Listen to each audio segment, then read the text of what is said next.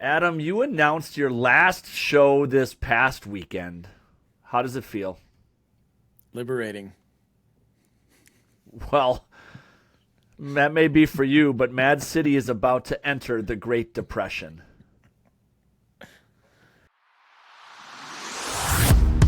It's showtime. This is The Ski Show, the ultimate show ski podcast, and your one and only source for all things show skiing, bringing you news, knowledge, and interviews with the legends and stars of our sport. Here are your hosts, Matt Heilman and Adam Schaller.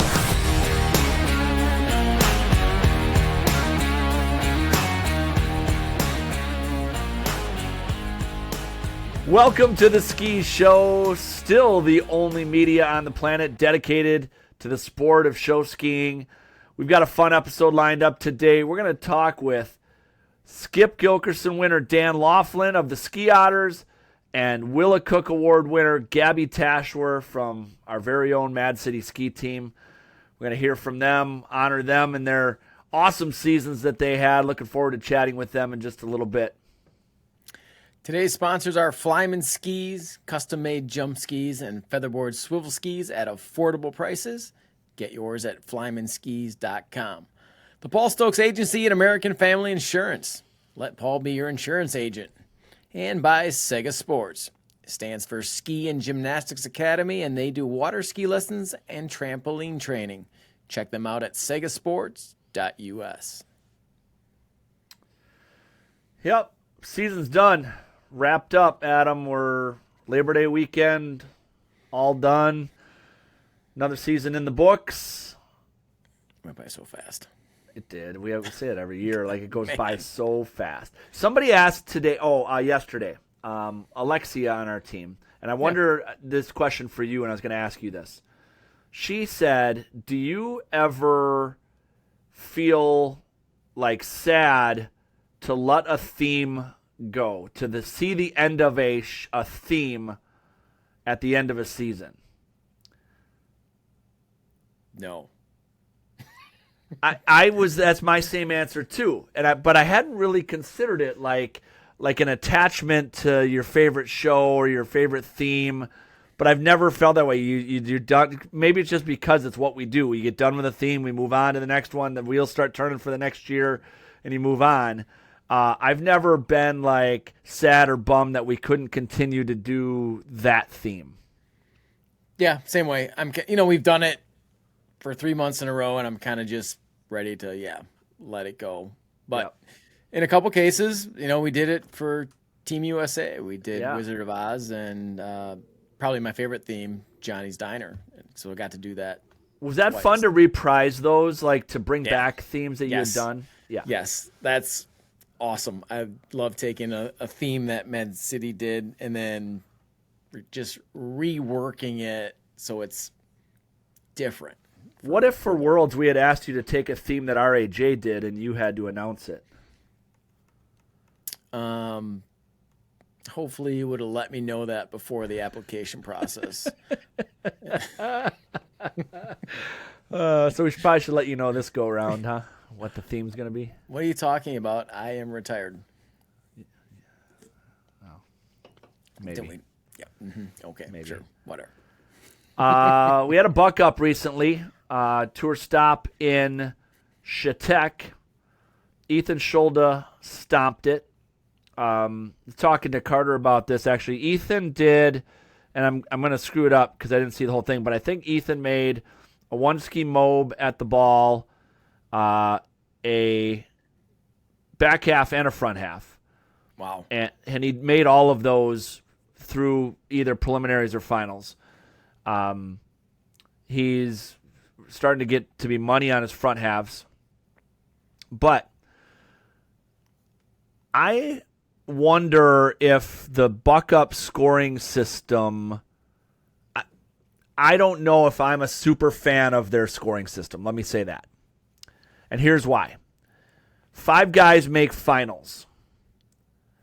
And if 5 or more guys hit the distance buoy, they're automatically in finals. And here's the rub on that for me, is that it's not the highest scoring jumpers. It's not the guys with the highest scores advancing. It's the guys with the highest scores that hit the buoy. So there could be guys that actually have the first or second place highest score that don't make the finals. No. Because they didn't make the ball? Because they didn't make the ball. So like, for instance, somebody could do a back half and a front half, nail them both, neither one at ball though, but have huge scores, but not make finals because 5 other guys hit the ball on a one-ski flip. Yeah, I can see that. Yeah. And so to me, so then it changes strategy. And Pete Haggerty's a prime example. Pete changed his strategy for how he was approaching prelims. I haven't talked to Pete about this, but talked to others and watched the live stream a bit. He tried to go for ball rather than doing his typical jumps that he might normally do. He did not make ball, did not make finals. Now, the argument could be, well, Pete should be good enough to make ball. But my argument would be, I'd rather see Pete do a back half and a front half and have the highest score and make finals that way. Sure. Yeah. It's a little bit of both. It's interesting. I was talking to Carter yesterday, and my suggestion would be take the 3 highest scores, so still figure out their points, automatically are in finals, and then the next 2 buoy, the guys that hit the buoy are automatically in. So you're having a combination of score and distance make finals. And maybe that it's seems like a good compromise, yeah. Yeah, I mean, and maybe they don't need it, and I think guys are having fun chasing distance, and there is some element of that that's super cool. But at the same time, I'd like there are some jumps that just aren't going to hit ball that are badass jumps, Right. and maybe where guys aren't going to do those because they need to now hit ball to make finals to try and cash because there's cash on the line. Mm-hmm. So, anyway, that's my little spiel on Buck Up. Awesome. They've got another tour stop coming up in Florida at Jack Travers. So they're rolling. They had a great awesome lineup of male skiers. Not so many on the female side, which is too bad. There's a lot of prize money there. And we know female freestyle is thriving right now. But at the last Buck Up, it was a little light on female competitors. So I'd like to see that continue to grow. Adam, before we move on with this episode, you've retired from announcing. You do not have a new theme even in your brain or a show to write this fall. What are you going to do this fall? I'm going to a lot of football games. And for those that you didn't know me, I don't go to football games. You're not going to watch football. I am not going to watch football. No. My son is marching for the Badgers. The band. So they perform before the game, halftime, and then after the game. So dad's got to sit through 4 quarters of football to watch his son march. Uh-huh. Yeah. But that's what I'll be doing. That's cool. That's fun. Yeah, it's a ton of fun. Yeah, good stuff. Well, here we are, fall. We got a lot of episodes in store. The podcast committee is going to be rocking and rolling soon. We're going to get in Zoom meetings set up for talking about all the nominees in all the categories for the awards. We're going to be pumping out the top 5 nominees probably in November sometime. And that's going to be exciting, getting ready for Think Tank and once again another award show, which you're not retiring from. No. And just like summer, hey, blink of an eye, it's gone.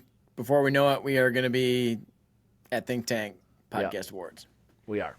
And so if you guys have nominees, we have a public nomination form that's out. We've gotten a ton of them in, and the awards committee is going to start sifting through all of that. They've already had conversations rolling throughout the season, but now they're going to dive into the nitty-gritty of each category and each potential nominee to then ultimately come up with the top 5 nominees, and then our winners that will be announced live at Think Tank at the award show. So looking forward to that.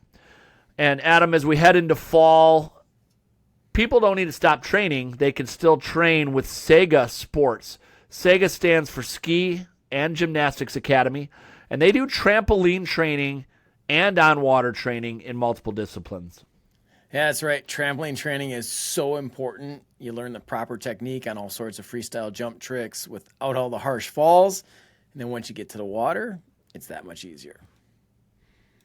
Yep, Saga can help you on land or on water, whether you want to take your freestyle jumping game to the next level or you want to train on water in nearly any discipline. Saga is what you need. Find them at sagasports.us. That's sagasports.us. All right, time to welcome to the show 2 skiers who had the most incredible seasons. They were the winners of the most outstanding male and female at the national tournament. The Skip Gilkerson Award winner, Dan Laughlin, and the Willa Cook Award winner, Gabbie Taschwer. Welcome to the show, guys. Thanks for being here. Thanks for having us. You bet. Yeah, thank you. 2 best skiers in the world. You got to have them on the podcast. Gotta. Of course. Are they blushing when you call them the best skiers in the world? A little bit. Does that feel weird? Like, okay, let's start there. Like, what is that?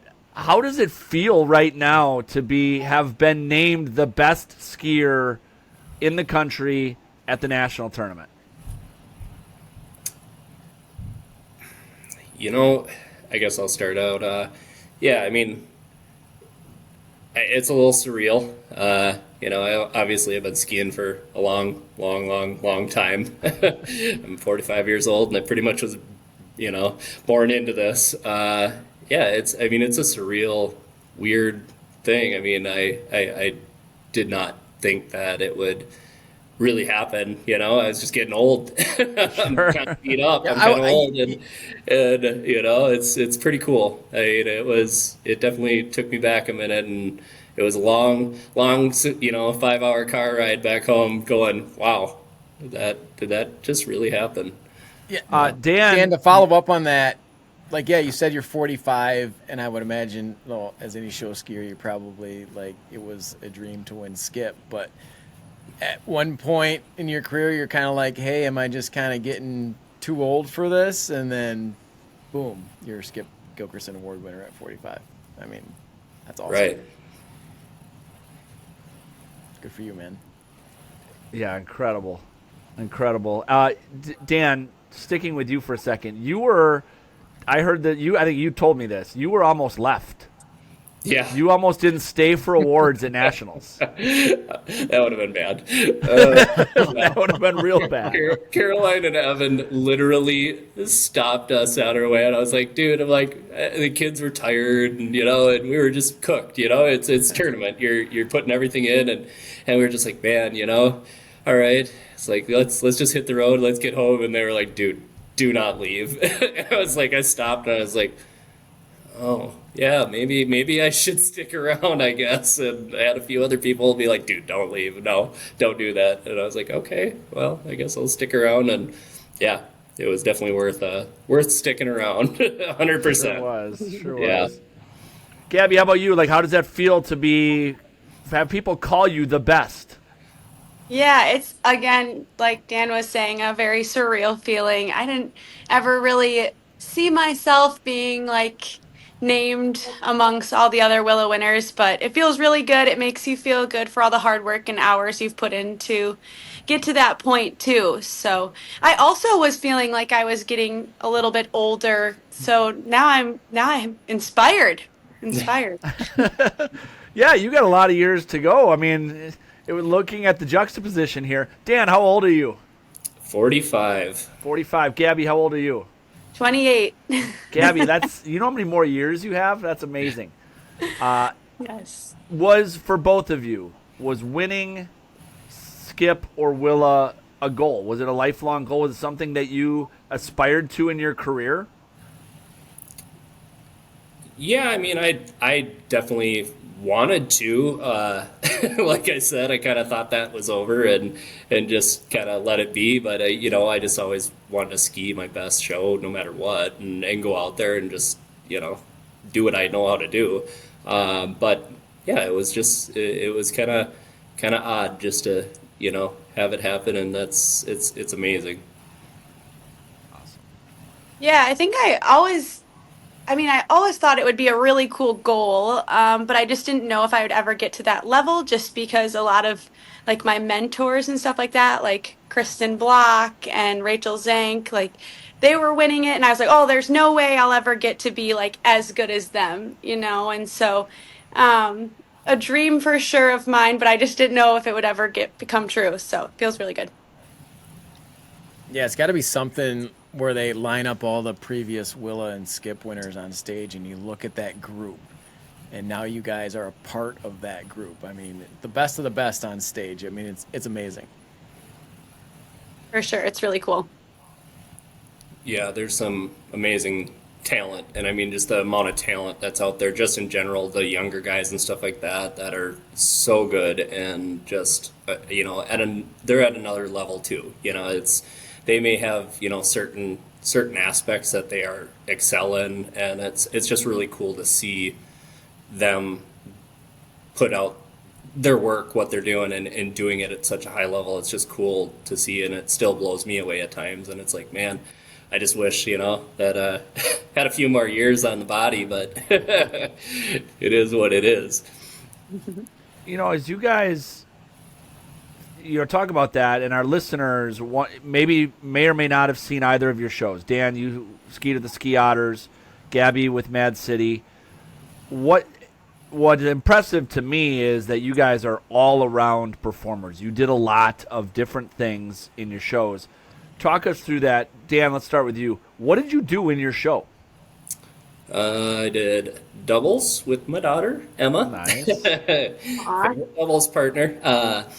And jump. I jumped twice, single ski, and did a multi-man. And then barefoot opener, doing turns.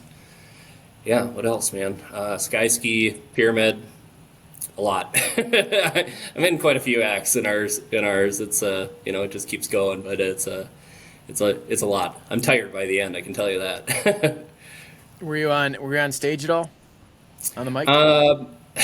Not as much on stage. I'm not as much on the front side. I'm normally sprinting from one end to the other, and half the time I run the wrong direction and then realize that I have to run all the way across, which I've done that in the last two nationals. And then I'm really gassed by that point. Yeah. Well, that's impressive, man. I mean, barefoot turns, sky ski, jumping, one ski jumping, doubles, pyramids, like that is well-rounded. And that, for people listening, like that's what skiers should aspire to. And that's so cool. And I think that's really what the last, few Skip Gilkerson Award winners have had in their bag is well-rounded performers, not just one-trick ponies. They're doing all the team acts and the skill acts, and that's super cool. So kudos to you. Gabbie, what'd you do in our show? In our show, I did a 720 swivel line, then a couple ballet lines. We had 32 girls, which was really cool. We worked really hard for that. And then I jumped, and I was in the two-ski jump act where I did a four-person, thank you, Adam, and a five-person front flip. So that was really cool. And then ending pyramid, center to four high, and star swivel. So kind of all over the board as well. But it's really fun. Yeah. By the way, Gabbie, did you see the new Water Skier magazine? Did you see the cover? The coolest cover ever. Thanks, Kevco, for that. It's awesome. That was also a dream. It's amazing to see. It's so cool. Yeah, for those of you that haven't received it or haven't seen it, it's the four-girl front flip from Worlds is on the cover of the magazine, and they did kind of like a black and white, and then the girls in color. It's amazing. Yeah, it's so fun. What was the coolest part for each of you winning this award?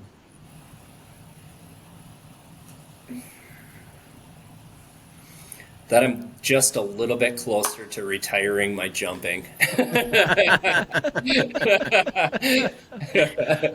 can really get my doubles down with my daughter now. I can maybe I can strive to win nationals at doubles or something, you know. That's a long stretch for me, but my doubles is only so good, but I got a good partner to help me along. Awesome. There you go. Gabbie, how about you? Gosh, I think just to kind of see my skiing career come full circle, I guess just working so hard from being on Mad City as like a 4 or 5 year old little girl just in conventionals to then kind of being more in a leadership role and being rewarded for that was just really special and cool. And I have not felt so much support from the Mad City ski team, like for both the state and the nationals awards. It was truly so awesome and a moment I'll remember forever. Amazing. Yeah, I mean, kudos to you. Like, you won, like you just mentioned it, state and nationals. Like, that is so fun, so amazing. What a season for you guys. Adam, let's briefly, we got more for these guys, but I want to chime in here and talk about Paul Stokes and the American Family Insurance Agency. Paul is a fantastic insurance agent with American Family, and you should check him out. Paul's tagline is, "Get stoked, stay stoked," and he's giving back to show ski teams. Yep, his Get Stoked process is his easy quoting process. Contact Paul to get an insurance quote, and your team will get $30 donated directly to your team by Paul. That's it. Get a quote, get $30. No obligation to sign on with Paul in any way. The Paul Stokes Agency at American Family is giving back, and you'd be a fool not to at least get a quote. Contact him today to get that quote and save money on your insurance. Get stoked and stay stoked with Paul Stokes and American Family Insurance. All right, one thing that I think is cool about the two of you is you're both Tommy Bartlett greats, and you skied at Bartlett's in different eras. Now, Yeah, Gabbie mentioned Kristen Block as being one of her idols. Dan, you skied with her. I did. I skied with Kristen, and I think technically I've skied with Gabbie too back in the day with her dad. Yeah. Doing double. Yes, that's right. What Yeah. kind of thing? I just Yeah, think it's that's cool that you both have Bartlett's in your roots. Has that played a role in where you guys are at today? I would say 100%. I mean, you can't get the reps and kind of teaching that you get at the Dells. I mean, it's nonstop learning and trying anything you want to try, and then consistency too. So you're doing 2 shows a day and expected to make it and be clean, and that goes a long way into building you into a pretty consistent skier for the future shows. How many seasons did each of you spend at Bartlett's? I was there 98 to 2002. And I tried out in 97, and they wouldn't let me ski because I was too young, and Matt May was there. Yeah, that Let's see. I think I started in 2011. I just went up and did like a ballet line here and there, and then I was hurt in 2014 until 2018. Then I was there again. So, yeah, a lot of years, a lot of good years. I miss that place. Yeah, I miss Bartlett's a lot. I really wish that my kids could have gotten to see that and ski there, if they wanted to or could get there. Yeah, that place, I mean, definitely shaped my skiing. I mean, it was the hours and the repetition, and a lot of us, like Kristen and Laura and those that skied there with us, we skied all the time. We skied 24/7. Even on our off time, we were out there skiing and just putting in the reps and the time and, jumping and skiing and barefoot and whatever we could do, and it was fun.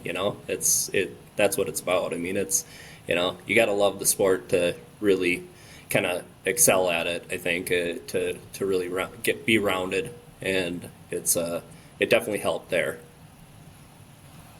Yeah, for sure. It's too bad that, again, that's no longer around.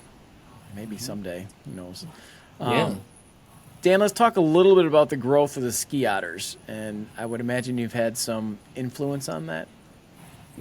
Yeah, I got a little bit.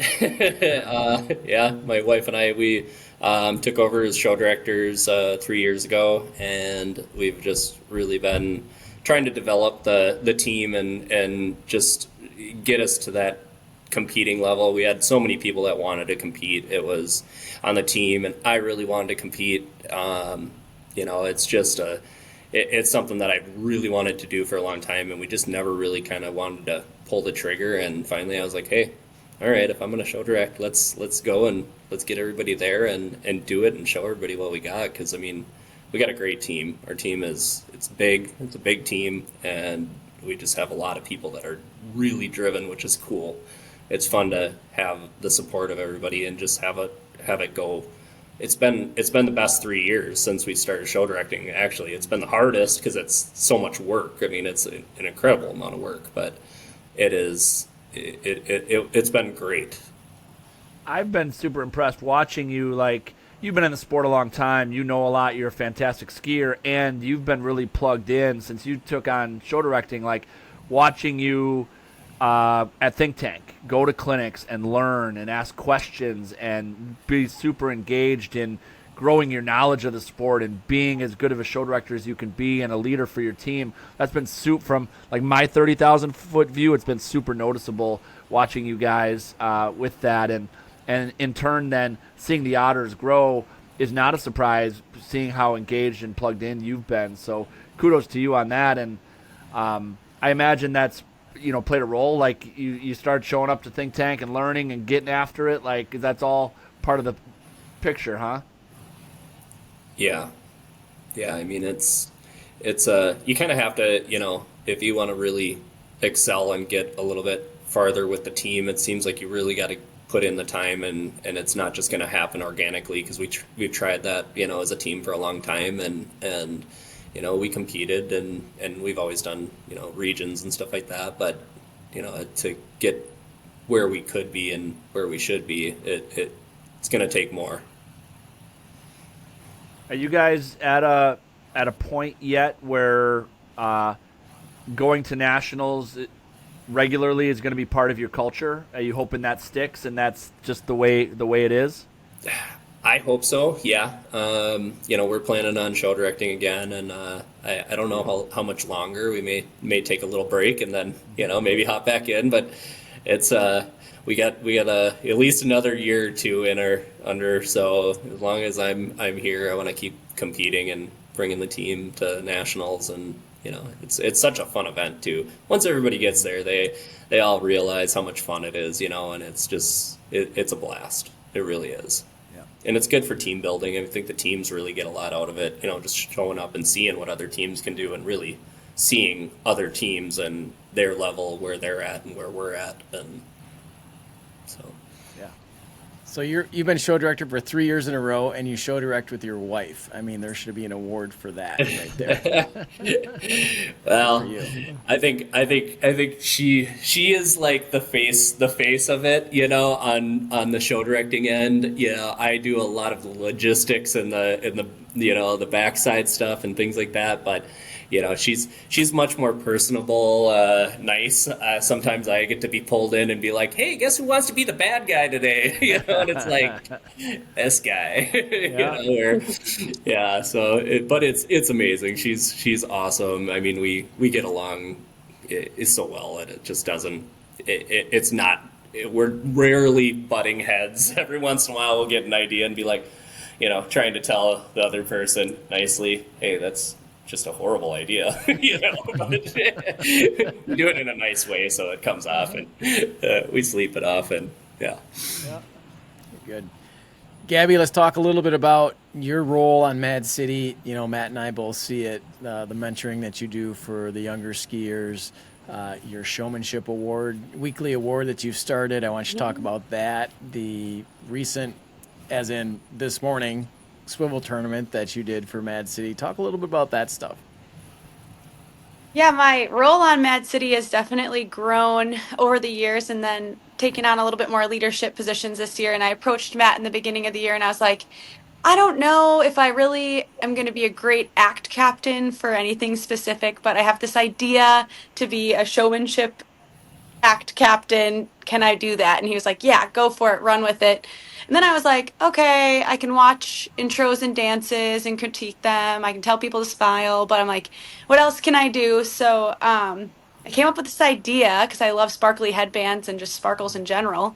It's like, why don't I give out this golden headband trophy for every home show? Because we wear silver headbands, so this golden headband stands out. And I'll give it to one girl and one guy on the team just to kind of I don't know, encourage people to go the extra mile to show showmanship throughout the show and explain to people too a little bit more about like what showmanship is, not just smiling, but being a great teammate, smiling on the water and on the stage, skiing your acts clean, and helping younger kiddos get to their acts, anything like that. So it really took off. I think the team had a good time with it. Everyone was excited when I'd get up there for the presentation every Sunday. And I think it brought a lot of confidence too to some people on the team who maybe hadn't won an award before skiing wise or in general. And then they're like, oh, this is nice to feel highlighted and stick out in a very big team. So yeah, it was really fun. I enjoyed it. Then we did the first ever Mad City Swivel Showcase this morning, and it was an absolute hit. I have been doing a little bit of lessons with different girls on the team throughout the summer, and they're so cute and get so excited, and they're like, man, we wish we could just do a swivel competition. But some of them are just learning like toe holds or maybe even their deep water start. Getting backwards into toe turns, so not quite like full on competition ready. And I was like, we can do that. So, with the help of so many people on Mad City, I mean, I threw this idea out there, and within like an hour, I had tons of moms replying back. I had the older ski team girls who swivel replying back, being like, how can I help? What can I bring? What can I do? And it just took off. So, yeah, we had 10 girls compete in our swivel showcase this morning. They all had a costume. They all did a dock dance. They did hair and makeup. We had a safety meeting on the dock.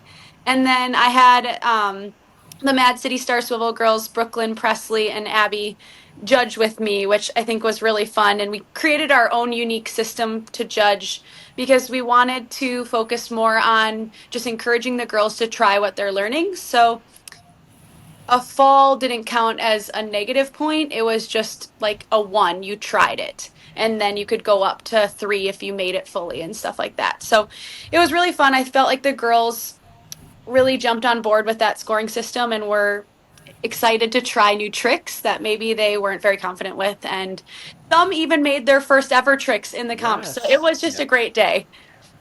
It's amazing. Like when you first heard about it, it's like, oh, okay, little kiddo swivel comp. It's not gonna be that great. And Another Gabbie idea. It was that great. Like the outpouring of support from the team coming to watch and cheer them on.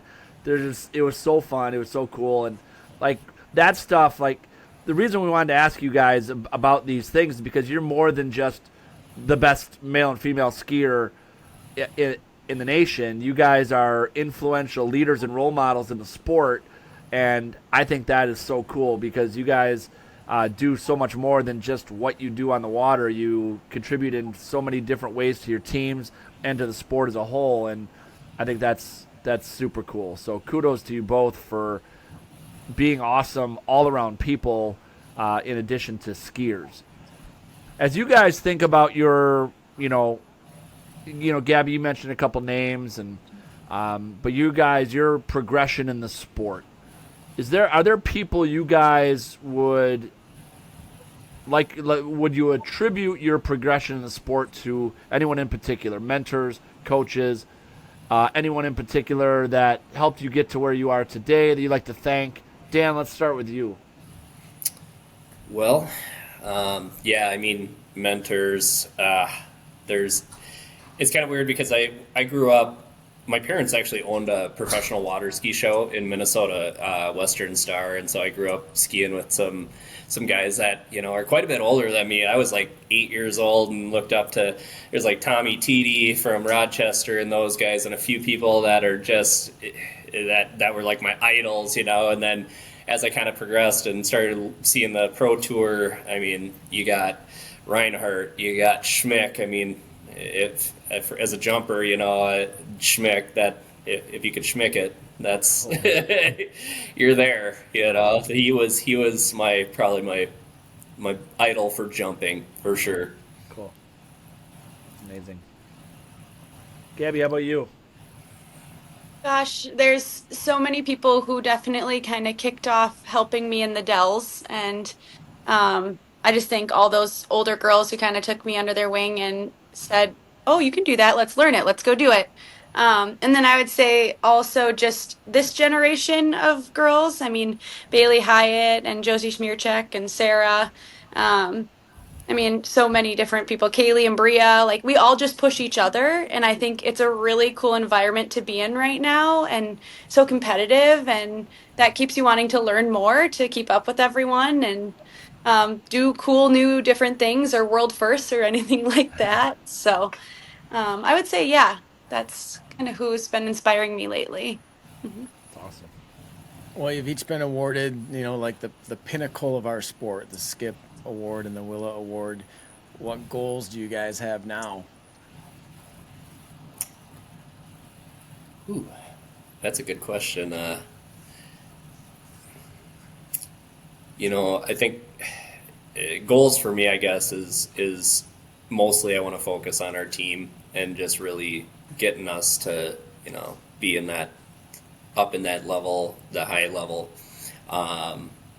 as a team, because it's never really been about me as far as that goes. It's just more or less, I just want the team to really be where I know we can be, because we have some amazing skiers and it's just getting better and better every day. I mean, after nationals, our guys, we've been doing a lot of jumping lately, and we have a lot of young and up and comer guys, and I think we added like 4 gainer guys and like 5 flippers just after nationals. That's amazing. Crazy. Like we were like, man, and it's been going all year. I think we're up to like 10 or 11 total that just this year either learned to gainer or flip. It's pretty crazy. Like it's coming along. We're finally starting to see the snowball effect of all the hours out there coaching and helping and doing it, which is cool. Watch out for the otters. Wow, 10 new inverts this summer. That's incredible. Yeah, cool. So cool. Gabbie, how about you? Oh gosh. Goals. I think that I plan to still stay competitive, and I want to tell myself to still stay competitive and keep trying new things and learning new things. But I'm excited for a little bit of shift in my role to more coaching and kind of also bringing up the team in different ways that way, thinking of different ideas to help mentor other gals on the jump ramp, stuff like that, or in the show ski community. I'm excited to kind of stay competitive, but maybe step back slightly to look at other things too and how I can help progress the sport. But yeah, I can't turn off my competitive nature. It's in ya. Well, congratulations to both of you. Incredible seasons, incredible careers to this point. You guys, Skip and Willa winners. What more can we say?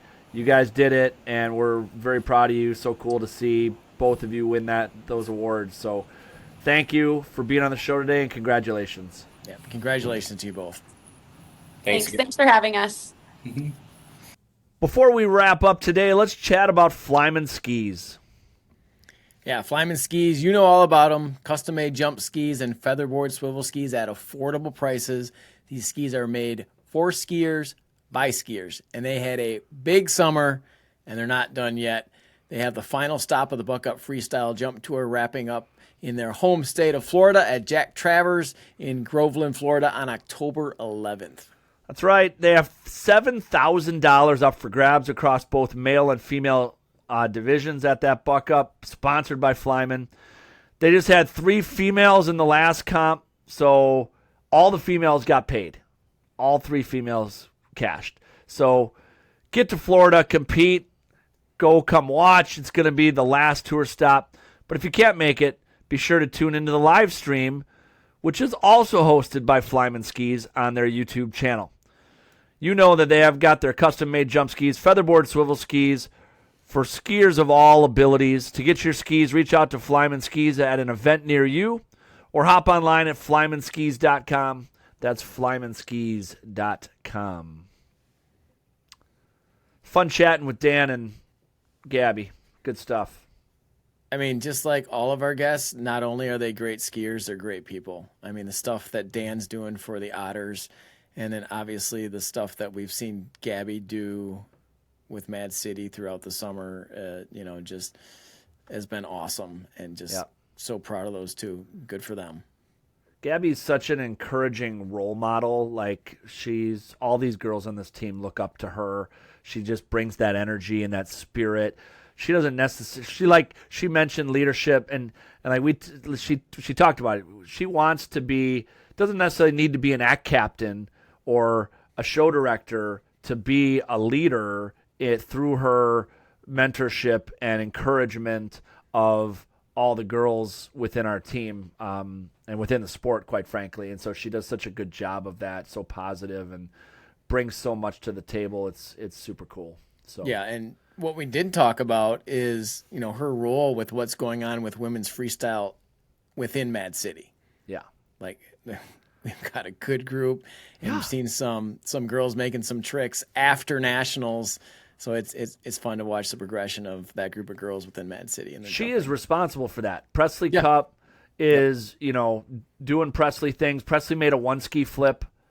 And Ella Timon sticking helis. She was in the show at nationals doing a heli. Like, we had 3 girls jumping in our jump act at nationals, and that's pretty impressive, pretty amazing, and we owe a lot to her for that. So cool stuff.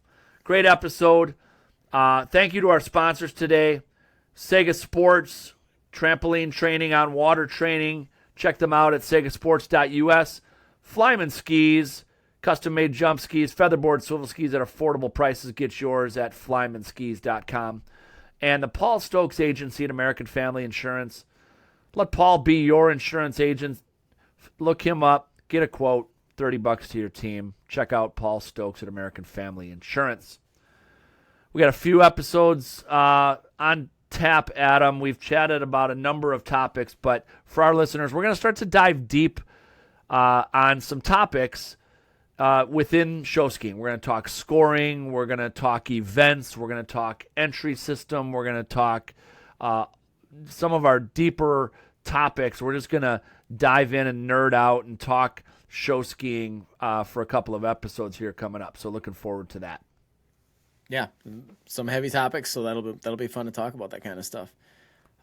Thanks again to all of our listeners and our viewers. This is Matt and Adam, and this is The Ski Show.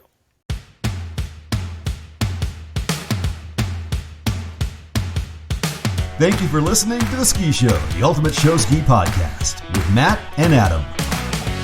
If you have questions or ideas for the show, find us on social media or message us at theskishowpodcast@gmail.com.